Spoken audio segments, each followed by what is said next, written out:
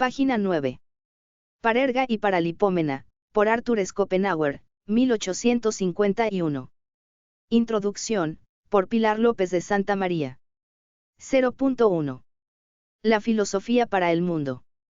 Schopenhauer fue autor de Producción temprana y Fama tardía. A los 30 años, con la conclusión de El mundo como voluntad y representación, presentó ya, maduro y definitivamente formulado, todo el corpus de su sistema filosófico. En el quedaba establecido de una vez por todas su pensamiento único, del que todas las restantes obras solo habían de ser complementos y desarrollos ulteriores. Esa llave se llamaba voluntad. Schopenhauer había descubierto ya en su juventud la solución del enigma del mundo, la llave secreta con la que acceder a la cara oculta de la realidad. Esa llave se llamaba voluntad, la voluntad era la cosa en sí, la esencia interna de todos los fenómenos, ella permitía trascender el hilo de la explicación causal y llegar al punto en el que ya no se trataba del por qué sino del qué, ella igualaba a todos los seres más allá de su infinita diversidad fenoménica, ella, una y la misma en todos, constituía la garantía y la justificación última del misterio de la ética. Y ella era, en especial, la responsable de este mundo de maldad y miseria. Quizá no sea exagerado decir que, así como Kant llevó a cabo a revolución copernicana en la teoría del conocimiento, también Schopenhauer protagonizó su propia revolución en la filosofía. Kant, en efecto, había roto con toda la tradición filosófica anterior al arrebatar al objeto del realismo su primado sobre la conciencia en el proceso del conocimiento. De manera semejante, Schopenhauer rompe con toda la tradición filosófica anterior, y ello en diversos respectos, frente a una filosofía de corte intelectualista que proponía una inteligencia como realidad primigenia, bien fuera esta denominada logos, conciencia, yo absoluto o idea. Schopenhauer defiende el carácter originario de la voluntad y relega a la inteligencia a la condición de instrumento de ésta.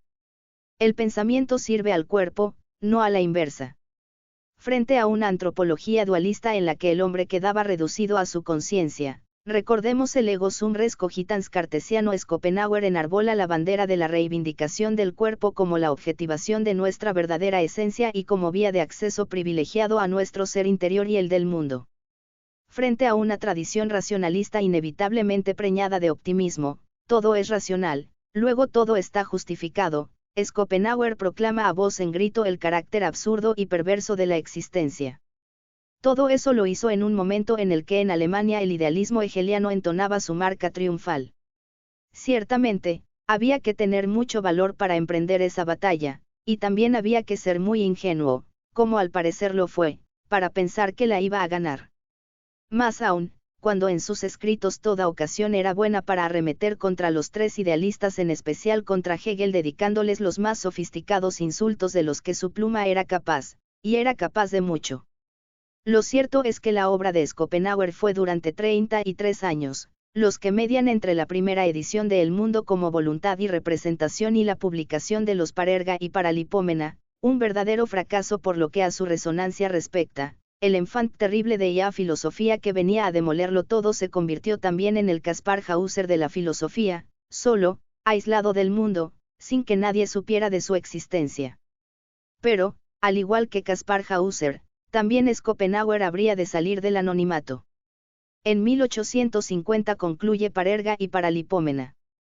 El 20 de junio de ese mismo año escribe a Brockhaus para ofrecerle la publicación del manuscrito. La obra es resultado de los últimos 6 años de trabajo, aunque sus preparativos se extienden a lo largo de 30 años, y con ella Schopenhauer pretende dar por concluida su producción literaria. Me propongo no escribir nada más después de esto, ya que pretendo guardarme de traer al mundo débiles hijos de la vejez que inculpen al padre y menoscaben su fama. Schopenhauer propone las mismas condiciones de edición que las establecidas para la segunda edición de El mundo, añadiendo únicamente la del pago de un luis de oro por cada pliego, pago que no se había producido en aquel caso. Brockhaus, más que escarmentado por el fracaso que habían supuesto las dos ediciones de El mundo como voluntad y representación, rechaza la publicación del único manuscrito que verdaderamente le habría reportado una ganancia económica. Contesta a Schopenhauer proponiéndole que se lo publique por su propia cuenta, a lo que él se opone rotundamente. Antes prefiere que su manuscrito se convierta en póstumo. Ya a la desesperada, propone renunciar al pago de los derechos, y apostilla, si no acepta, comete usted un error. Pues no puede perder con ello, pero sí ganar mucho.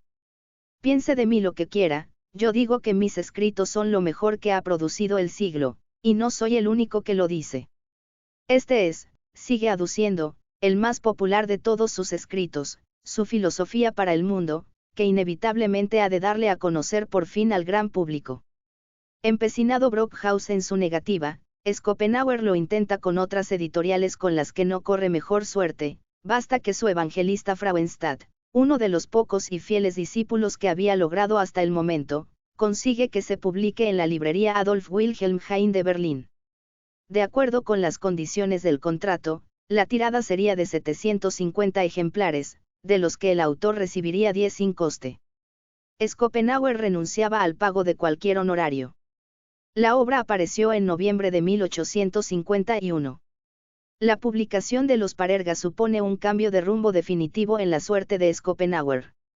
Bien es cierto que ya en los años anteriores se habían podido apreciar ciertos atisbos de interés por su filosofía.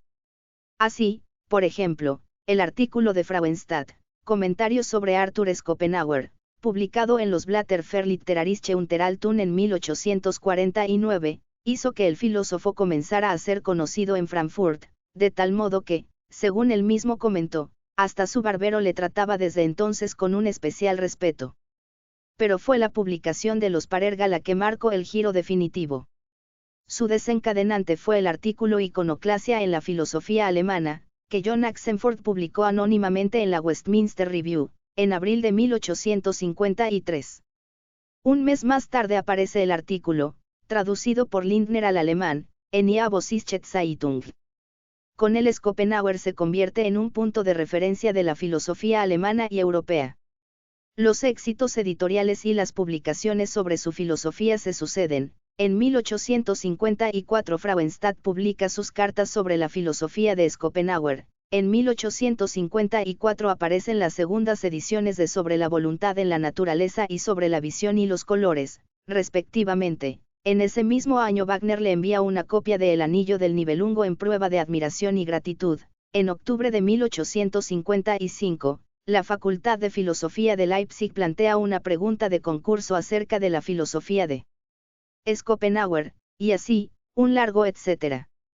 Por otra parte, la notoriedad no solo se extendió al mundo erudito y filosófico, sino al público en general.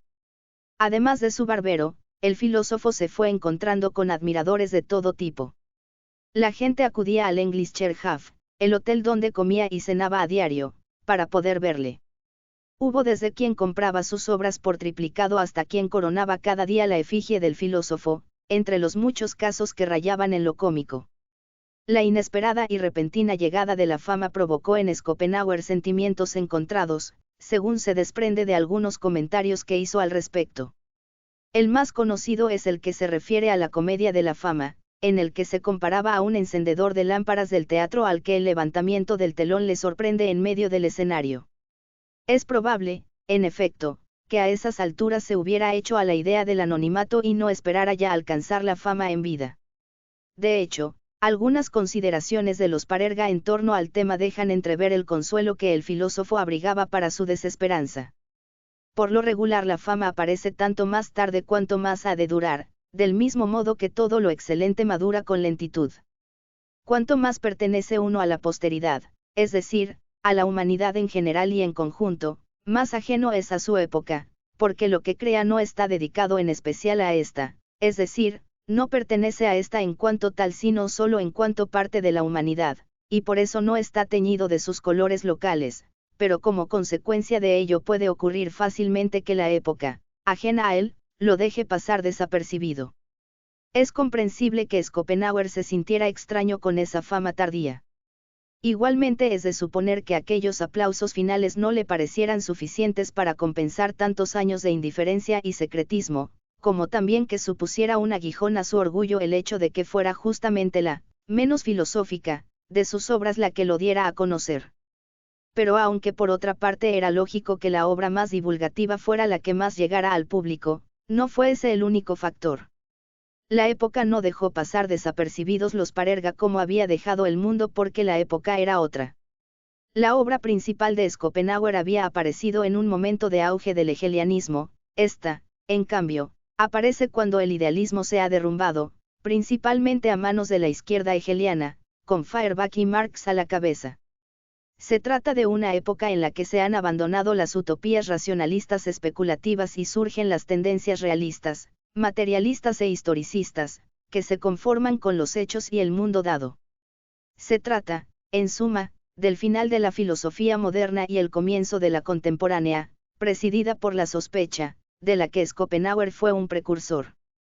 Cabe, pues, pensar que si Schopenhauer hubiera nacido 30 años después habría disfrutado desde el primer momento de la fama que durante tanto tiempo se le negó. Pero pasemos a examinar los parerga en sí mismos.